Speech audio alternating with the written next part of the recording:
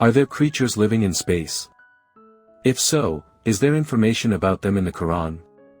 In this video we will examine this issue in detail. There are thousands, perhaps millions, of people in the world who claim to have seen aliens on Earth.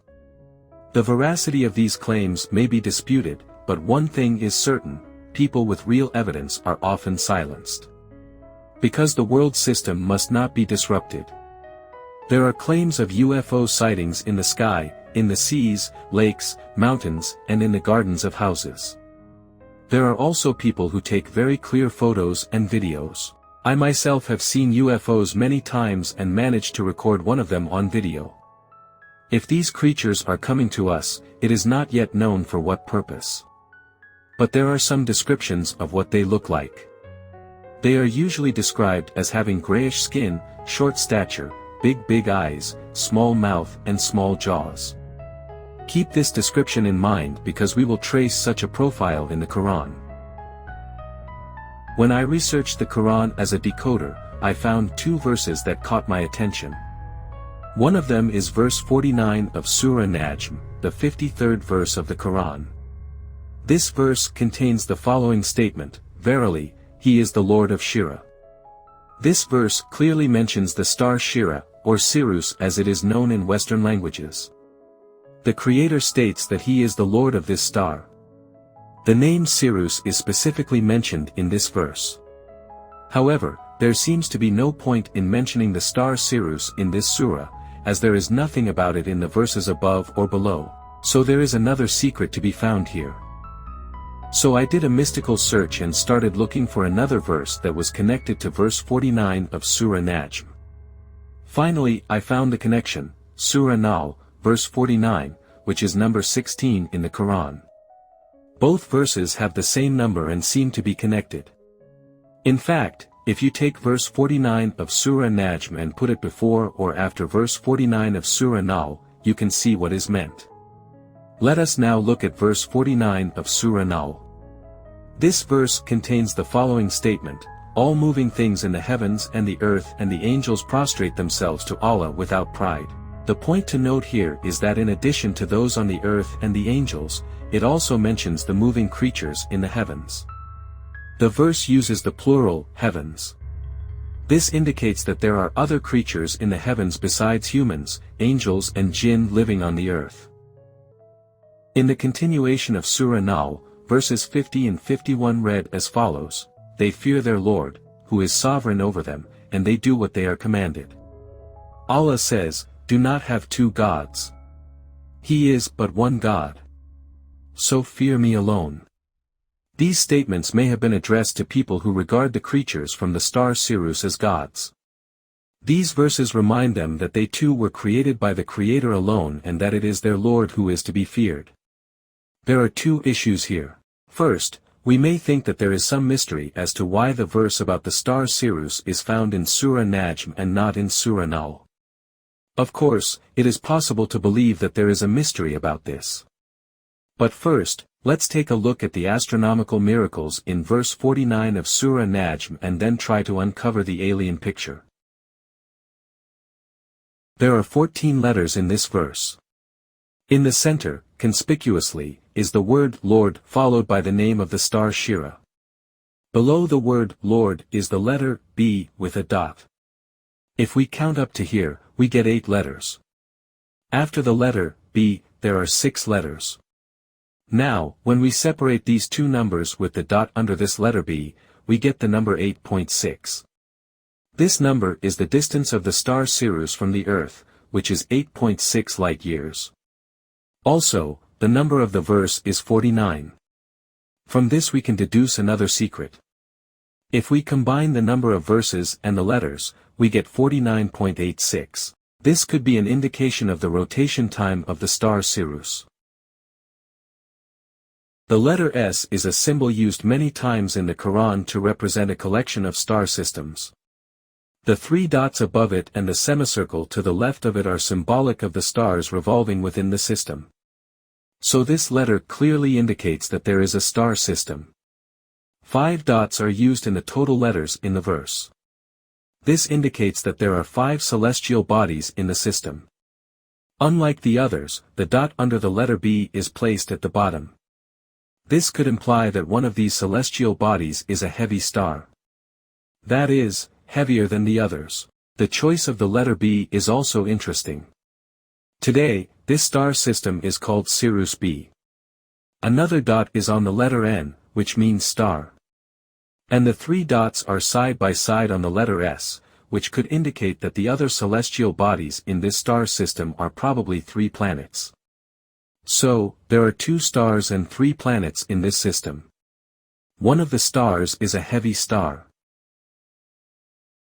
In the middle of the verse there are the letters R and B, which literally means Lord. It divides the verse in the middle, so it forms a group on the right and on the left. If we look at the Arabic alphabet coding, it is the letter B, 2 and the letter R is equal to the number 10. This word is actually made up of 2 B's and it has a multiplication sign on it that we don't see, but when we read it, this multiplication sign is included in the reading. The letter B is 2 and the letter R is 10. If we apply the secret multiplier to these numbers we get 2 times 10 equals 20, which is the distance between Sirius A and Sirius B, 20 astronomical units. This secret is given by the letters B and R. Let us continue. There are many more secrets in this verse. Sirius A and B are coded as they are today and the diameters of these stars are given. Let's look together. The letter A comes after the letter B in the middle of the verse. The letter A stands for Sirius A and the letter B stands for Sirius B. Now let us look at the numerical codes of the word Sirius after the word Lord in the Arabic alphabet. R10, 2. A18, S13, L23, and A1. Let's write them side by side in Arabic, 0, 1, 81, 31, 32, 1. As you can see, the numbers after the letter B, let's translate them according to our use, 12, 313,181, this number gives us the diameter of Sirius B. We put a comma after the letter used as a conjunction and we get the number 12,313. Let's go on and look at the numbers after the letter A in the same way. We see the number 2,313,181 which gives us the diameter of Sirius A. Now you will witness an even more interesting miracle. Towards the end of the verse, at the end of the word Sirius, we visually see the letter R. The letter R shows that the whole system behind it is rotating in a big system, like our Earth rotating in the solar system or our solar system rotating in the Milky Way system. We have learned that the letter R symbolizes a big rotation, but where Sirius A, Sirius B and 3 planets are performing a big rotation, this is hidden in the letter Y at the very end of the verse as a tremendous miracle in this verse. Now let us turn our eyes to the sky and look at the constellation Orion. People symbolize the constellation of Orion as a man holding a shield, a man holding a bow, and that's where they make a big mistake. That's why they can't decipher the letter Y at the end of this verse. Now look, let's look at the constellation of Orion, but not from our side, let's look at it from the opposite side. Let's turn the image upside down. Yes, now let's place the Arabic letter Y on top of this image, and as you can see, the letter Y is the coded image of the constellation Orion in reverse. The letter Y at the end of the verse means that the Sirius system is traveling inside the constellation Orion. Aliens. We have studied Surah Najm and verse 49 in the Quran. However, the Quran is a book of unity and many verses complement each other, but are found in different places. This is actually one of the ciphers that needs to be deciphered. So, what is so special about the Sirius star system mentioned in verse 49 of Surah Najm that such detailed information is given and devoted only to this verse? Then we need to find out that there is another verse to which this verse should be connected. Allah has left some clues in the Quran to make it easier for people to find them. For example, He has given another verse that goes with verse 49 of Surah Najm, which could be the continuation or the beginning of this verse. We pay attention to verse 49 of Surah Nahl, the 16th surah of the Quran. You may have noticed that both verses have the number 49. This verse contains the following statements. Surah Nahl 16 of 49 reads, to Allah prostrate all the creatures in the heavens and the earth and the angels, and they do not shun him in pride. This verse mentions 3 classes of creatures. The first class is the creatures on the earth, the second class is the creatures in the heavens.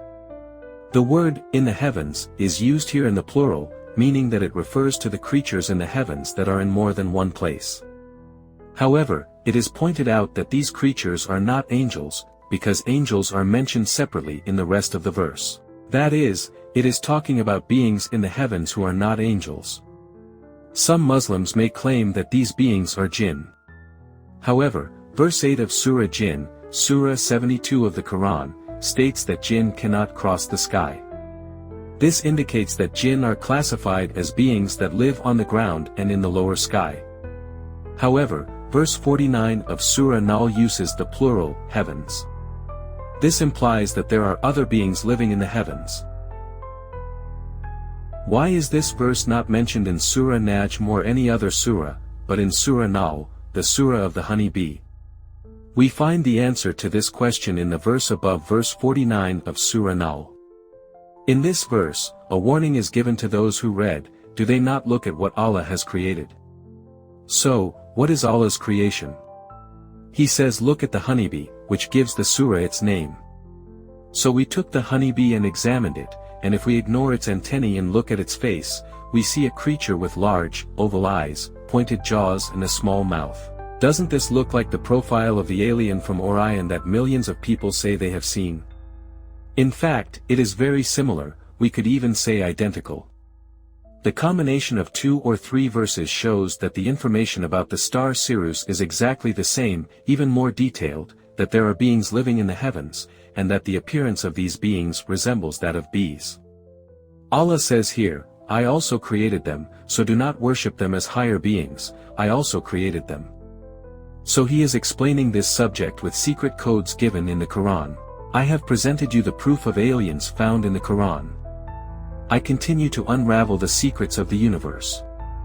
See you in another unraveling.